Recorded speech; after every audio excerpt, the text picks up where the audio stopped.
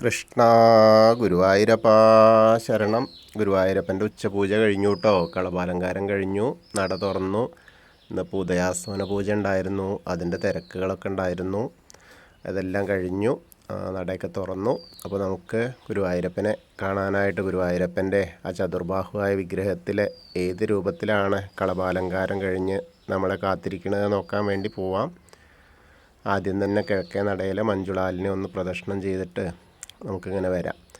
അങ്ങനെ വരുമ്പോൾ അത്തിമര ഗണപതിയെ ഒന്ന് കണ്ടു തൊഴാം. സർവ്വവിഘ്നങ്ങളും മാറ്റിത്തരാൻ വേണ്ടി പ്രാർത്ഥിക്കാം. പിന്നീട് നമ്മളിങ്ങനെ വരുമ്പോൾ ഗോപുരവാതിൽ കടന്ന് അകത്തേക്ക് ഇങ്ങനെ പ്രവേശിക്കുമ്പോൾ കൊടിമരത്തിൻ്റെ മുൻപിലുള്ള വലിയ ബലിക്കല്ല് കാണാം. അതിൻ്റെ മുകളിൽ അങ്ങനെ മുകളിലേക്ക് നോക്കിക്കഴിഞ്ഞാൽ കേശവൻ്റെ 2 കൊമ്പുകൾ കാണാം. അതിങ്ങനെ സ്വർണം കെട്ടിച്ച് കാണാം. അതിൻ്റെ നടുക്കായി ഭഗവതി, അതായത് ലക്ഷ്മി ദേവീനെയും കാണാം.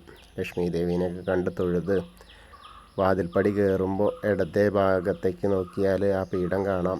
മേൽപ്പത്തൂരിരുന്ന് നാരായണീയം എഴുതിയിരുന്നു എന്ന് പറഞ്ഞ ആ പീഠം. അതുപോലെ വലതേ സൈഡിലുള്ള ആദ്യത്തെ തൂണ് നരസിംഹാവതാരം കാണിച്ചു കൊടുത്തു എന്ന് പറയും. അപ്പോൾ അതൊക്കെ തൊഴുത് നമ്മളിങ്ങനെ വരുമ്പോൾ ഭഗവാന്റെ ശ്രീലകത്തേക്ക് ഇങ്ങനെ നോക്കുക. ശ്രീലകത്തേക്ക് ഇങ്ങനെ നോക്കുമ്പോൾ വളരെ മനോഹരമായിട്ടുള്ള കാഴ്ചയാണ്. അവിടെ ഇങ്ങനെ ആ പൊൻവിളക്കിൻ്റെ വെളിച്ചത്തിലിങ്ങനെ നല്ല രസമായിട്ടുള്ള കാഴ്ച. ആദ്യം തന്നെ 2 കാൽപാദങ്ങൾ കാണുന്നു. അതിൻ്റെ മുകളിൽ കാൽവളകൾ ഇങ്ങനെ കാണാണ്ട്. പിന്നെ ഇങ്ങനെ മുകളിലേക്ക് നോക്കിയാൽ പട്ടുകോണകം ഇങ്ങനെ പട്ടുകോണ കൊടുത്തിട്ടുണ്ട്. അതിൻ്റെ മുകളിൽ അരമണി ഇങ്ങനെ ചാർത്തിയിട്ടുണ്ട്, കിങ്ങിണിയുണ്ട്. അങ്ങനെ നോക്കിയാൽ ചെറിയ ഉണ്ണിക്കണ്ണ്, വലിയ തടിയൊന്നുമില്ല. അങ്ങനെ മുകളിലേക്ക് ഇങ്ങനെ നോക്കിക്കഴിഞ്ഞാൽ കൈവളകൾ കാണാണ്ട്, തോൾവളകൾ കാണാണ്ട്. കൈവളകൾ കാണുമ്പോൾ എന്താ വെച്ചാൽ കാലിങ്ങനെ പിണച്ച് വെച്ചിട്ടായിരിക്കണത്.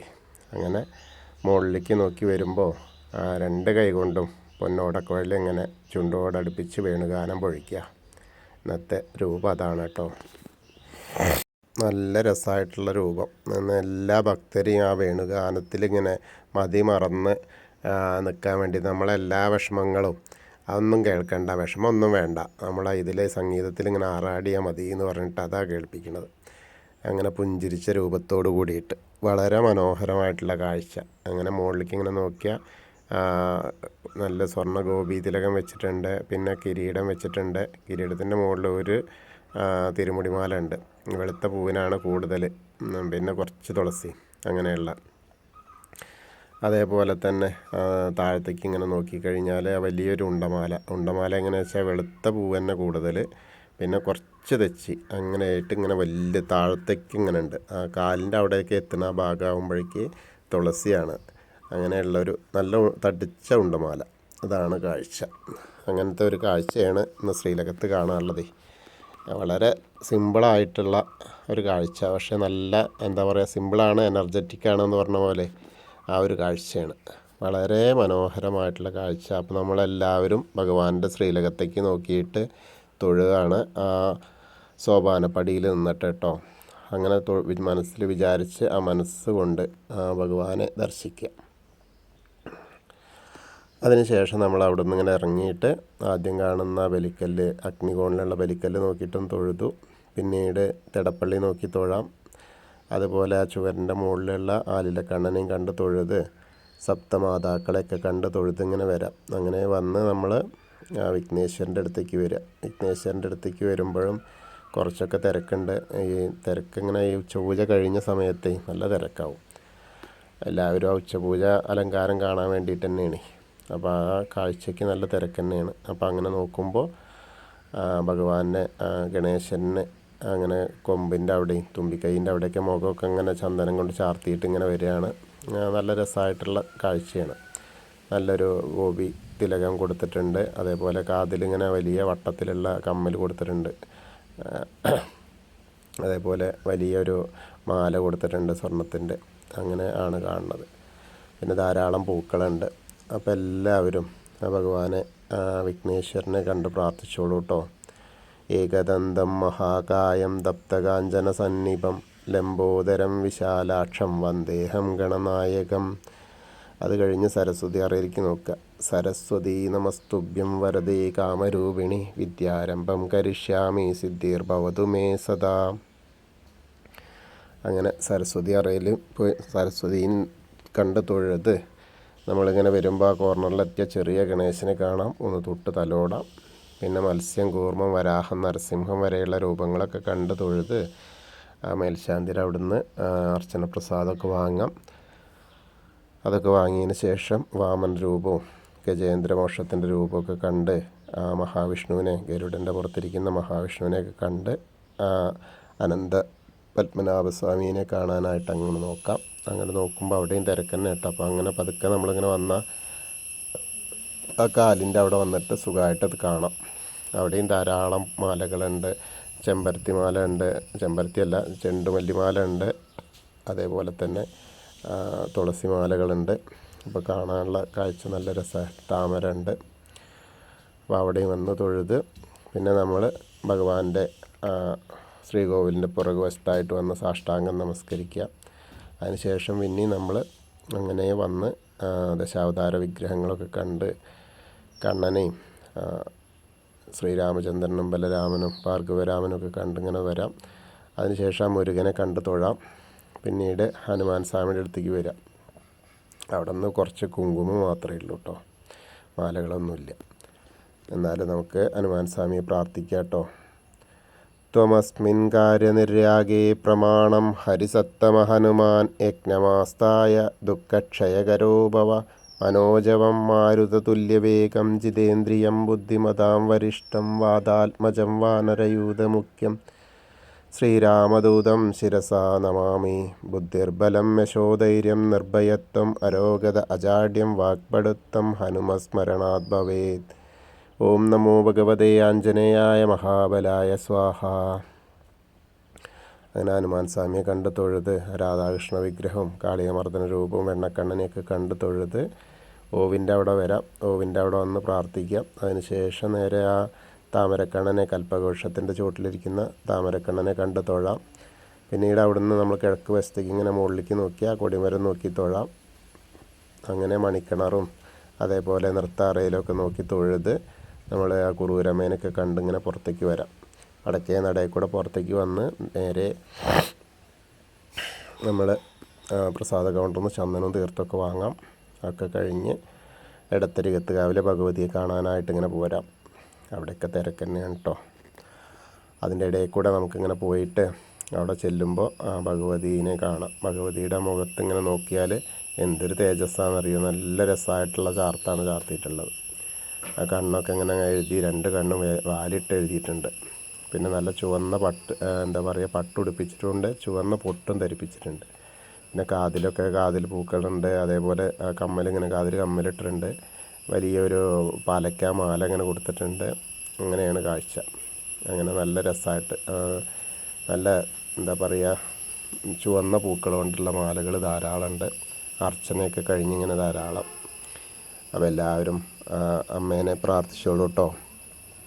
സർവമംഗളമാംഗല്യേ ശിവേ സർവാർത്ഥസാധികേ ശരണ്യേ ത്രയംബകേ ഗൗരി നാരായണി നമസ്തുതേ. അമ്മയെ കണ്ട് തൊഴുത് ആ കോർണറിലെത്തിയാൽ മമ്മിയൂരപ്പനെ പ്രാർത്ഥിക്കുക. നമശിവായ നമശിവായ നമശിവായ എന്നുള്ള പഞ്ചാക്ഷരി മന്ത്രം ജപിച്ച് മമ്മിയൂരപ്പനെ വിചാരിക്കുക. അപ്പം നമ്മൾ അവിടെ പോയി തൊഴുത ആ ഒരു പ്രതീതിയാവും. പിന്നീട് നമ്മൾ നേരെ കൊടിമരത്തിൻ്റെ അവിടെ വന്നിട്ട് വീണ്ടും നമുക്ക് ആ വേണുഗോപാലിനെ, മുരളീധരനെ ഒന്ന് കാണാം. അങ്ങനെ ഗാനലാപം ചെയ്യുന്ന വേണുഗോപാലിനെ കണ്ട് തൊഴാം. അവിടെ നിന്ന് നമസ്കരിക്കുക. പിന്നെ നമ്മൾ കൂത്തമ്പലത്തിൽ വന്നിട്ടും തൊഴാം. അയ്യപ്പസ്വാമിയുടെ അടുത്തേക്ക് വരിക. അയ്യപ്പസ്വാമിയുടെ അവിടെയൊക്കെ വരുമ്പോൾ എന്താ വെച്ചാൽ അധികം അതൊന്നും ആയിട്ടില്ല. കിരീടം വെച്ചിട്ടുണ്ട്. പിന്നെ ഇങ്ങനെ മുഖം മാത്രമായിട്ട് ആയിട്ടുള്ളൂ. പിന്നെ കാതിലൊക്കെ ഉണ്ട്, ചെവിപ്പൂക്കളുണ്ട്, നല്ലൊരു മാല കൊടുത്തിട്ടുണ്ട്, പാവുമുണ്ട കൊണ്ട് ഉടുപ്പിച്ചിട്ടുണ്ട്. അങ്ങനെയാണ്. അയ്യപ്പസ്വാമി പ്രാർത്ഥിക്കുക കേട്ടോ. ഭൂതനാഥ സദാനന്ദ സർവഭൂതദയാപര രക്ഷ രക്ഷ മഹാബാഹോ ശാസ്തേ സ്തുഭ്യം നമോ നമ. അത് കഴിഞ്ഞാൽ നമ്മളിങ്ങനെ അവിടുന്ന് പ്രദക്ഷിണമായി വന്ന് പടിഞ്ഞാറ് നടയിലെത്തുമ്പോൾ വേണുഗോപാലിന് ദീപസ്തംഭത്തിൻ്റെ മുകളിലുള്ള വേണുഗോപാലിനും കണ്ടു തൊഴാം. നേരെ വന്ന് നമ്മൾ കൊടിമരത്തിൻ്റെ മുകളിലുള്ള ഗരുഡധ്വജനെയും കണ്ട് തൊഴുത് പടിഞ്ഞാറേ നടയിൽ കൂടെ പുറത്തേക്ക് വരാം. പുറത്തേക്ക് വന്ന് ആ രുദ്രതീർത്ഥത്തെ വലം വയ്ക്കാൻ പോരുമ്പോൾ നടുക്കുള്ള കാളിയമർദ്ദന രൂപത്തെ ഒന്ന് കണ്ട് തൊഴാം. അങ്ങനെ ആ കുളത്തിനെ വെച്ച് വരുമ്പോൾ നാരായണാലയത്തിലൊന്ന് കയറിയിട്ട് പൂന്താന തിരുമേനി പൂജിച്ചിരുന്ന ആ കൃഷ്ണ വിഗ്രഹമൊക്കെ കണ്ട് തൊഴുത് നമുക്കിങ്ങനെ വരാം. അങ്ങനെ വലം വെച്ച് വരുമ്പോൾ ഭഗവതിയുടെ നടയിലേക്ക് എത്തിയ അവിടെ ഒന്ന് തൊഴാം. പിന്നീട് നമ്മൾ കിഴക്കേ നടയിലുള്ള ആ വലിയ ദീപസ്തംഭത്തിൻ്റെ അവിടെ വന്നിട്ട് ഒന്നുകൂടി ഭഗവാന്റെ ശ്രീലകത്തേക്ക് ഇങ്ങനെ നോക്കി തൊഴാം. അങ്ങനെ തൊഴുത് നമ്മൾ പിന്നെ തെക്കേ നടയിലേക്ക് വന്ന കൂവളത്തെ ഒന്ന് പ്രദക്ഷിണം ചെയ്യാം. അപ്പോൾ മഹാദേവനും പാർവതി ദേവീനെയൊക്കെ ഒപ്പം മനസ്സിൽ വിചാരിക്കുക. അപ്പോൾ അവരുടെയും ഒരു അനുഗ്രഹം നമുക്ക് കിട്ടും. അപ്പോൾ നമ്മൾ ഇന്നത്തെ ഉച്ചപൂജയും കളപാലങ്കാരമൊക്കെ കണ്ടു തൊഴുതും എല്ലാവർക്കും ആ ഗുരുവായൂരപ്പൻ്റെ അനുഗ്രഹം ലഭിക്കും. കൃഷ്ണായ വാസുദേവായ ഹരയേ പരമാത്മനെ പ്രണതക്ലേശനാശായ ഗോവിന്ദായ നമോ നമഃ. ഹരേ കൃഷ്ണ. ഇന്ന് നമുക്കെല്ലാവർക്കും ഗുരുവായൂരപ്പനോട് പ്രാർത്ഥിക്കാൻ വേണ്ടിയിട്ട് പറഞ്ഞിട്ടുള്ളത് ലതിക ആയില്യം മനസ്സുഖം കിട്ടാൻ വേണ്ടിയിട്ടാണ്. സുധീർ രോഹിണി അസുഖം മാറാൻ വേണ്ടിയിട്ട്, ശ്രീഹരി അശ്വതി ശ്രീശാന്ത് പുണർദം ശ്രീഹിത തിരുവാതിര പരീക്ഷാ വിജയത്തിന് വേണ്ടിയിട്ട്, അനഘ കൃഷ്ണ രേവതി നെഞ്ചുവേദന മാറാൻ വേണ്ടിയിട്ട്, കണ്ണൻ അനുഗ്രഹിക്കണം എന്നാണ് പറയുന്നത്. അർജുൻ കൃഷ്ണ മൂലം പരീക്ഷാ വിജയത്തിന് വേണ്ടിയിട്ടാണ് പറഞ്ഞിട്ടുള്ളത്. അപ്പോൾ അങ്ങനെയാണ്. എല്ലാവർക്കും ഗുരുവായൂരപ്പൻ്റെ അനുഗ്രഹം ലഭിക്കട്ടെ. നമ്മളെ ശ്രവിക്കുന്ന എല്ലാവർക്കും അവരവരുടെ കാര്യങ്ങളൊക്കെ നേടാൻ ഗുരുവായൂരപ്പൻ ഇടയാക്കട്ടെ. ഇനി നമുക്കൊരു കണ്ണൻ്റെ ഒരു കഥ. കാലയവനൻ. മധുരാപുരിയെ കീഴടക്കാൻ ആഗ്രഹിച്ച കാലയവനൻ തപസ് ചെയ്ത് ശിവനിൽ നിന്ന് യാദവർക്ക് തന്നെ കൊല്ലാൻ കഴിയില്ല എന്ന വരം നേടി.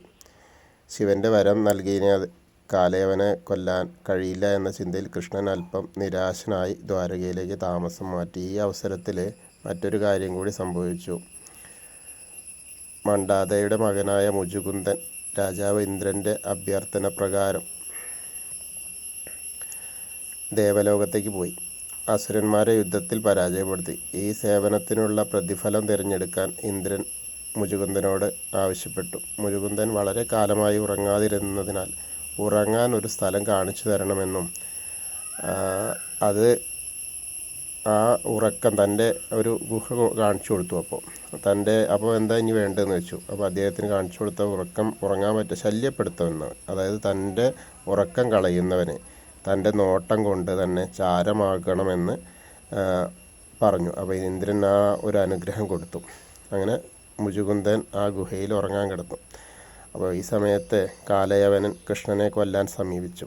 കാലയവനനെ ഭയപ്പെട്ടതായി നടിച്ച് അയാൾക്ക് മുൻപിലായി കണ്ണൻ ഓടി. അങ്ങനെ അസുരൻ പിന്നാലെ കൃഷ്ണനെങ്ങനെ പിന്തുടർന്നു. മുചുകുന്ദൻ ഉറങ്ങുന്ന ഗുഹയിൽ പ്രവേശിച്ചു. കൃഷ്ണനും ഗുഹയിലേക്ക് കയറി. മുചുകുന്ദനാണെന്ന് തെറ്റിദ്ധരിച്ച്, അതായത് ശ്രീകൃഷ്ണനാണെന്ന് തെറ്റിദ്ധരിച്ച് മുചുകുന്ദനെ ശക്തമായിട്ട് പിടിച്ചു വലിച്ചു. അപ്പോഴാണ് മുചുകുന്ദൻ കിടന്നുറങ്ങുകയാണ്. ആ ഒരു ചവിട്ട് കിട്ടിയപ്പോൾ ഉറക്കത്തിൽ നിന്ന് നീച്ചപ്പോഴോ നീച്ച് നോക്കിയത് കാലയവനെ. അപ്പം തന്നെ ചാരമായി. അങ്ങനെ കൃഷ്ണൻ മുചുകുന്ദൻ്റെ മുമ്പാകെ പ്രത്യക്ഷപ്പെട്ടു. മുചുകുന്ദൻ കാലയവനെ സ്തുതിച്ചു. കാലയവനെ അങ്ങനെ അനുഗ്രഹിച്ചു. അങ്ങനെ കൃഷ്ണൻ്റെ ഉപദേശപ്രകാരം അദ്ദേഹം ബദ്രീനാഥിലേക്ക് തപസ് ചെയ്യാൻ വേണ്ടിയിട്ട് പോയി. അങ്ങനെ ചെറിയൊരു കഥ കേട്ടോ. എല്ലാവർക്കും ഗുരുവായൂരപ്പൻ്റെ അനുഗ്രഹം ലഭിക്കട്ടെ. കൃഷ്ണ ഗുരുവായൂരപ്പ ശരണം.